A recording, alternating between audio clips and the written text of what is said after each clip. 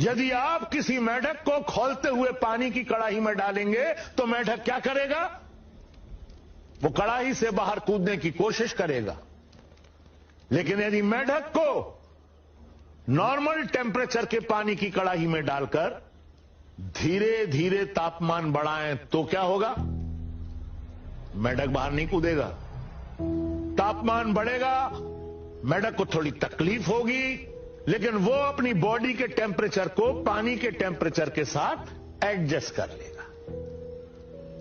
तापमान बढ़ता जाएगा, मेढक एडजस्ट करता जाएगा। लेकिन एक समय ऐसा आएगा कि पानी इतना ज्यादा गर्म हो जाएगा कि चाहे कुछ भी कर लो उसमें रह ही नहीं सकते। तब मेढक कड़ाही से बाहर कूदने की कोशिश करेगा, लेकिन तब तक वो अपनी सारी एनर्जी, सारा ताकत पानी के टेम्परेचर के साथ एडजस्ट करने में खर्च कर चुका होगा। कूद नहीं पाएगा, उसी खौलते पानी में तड़प तड़प कर मर जाएगा। हम पूछते हैं कौन मारा मेढक को?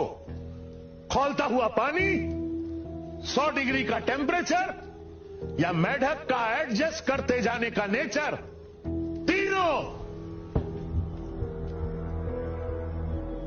आजादी के बाद इस मुल्क ने आपके साथ मेढकों जैसा सलूक किया है। उसने तापमान कभी भी इतना एक बार में नहीं बढ़ाया कि आप कड़ाही के बाहर कूद जाएं। आंच बढ़ाता गया और आप एडजस्ट करते चले गए।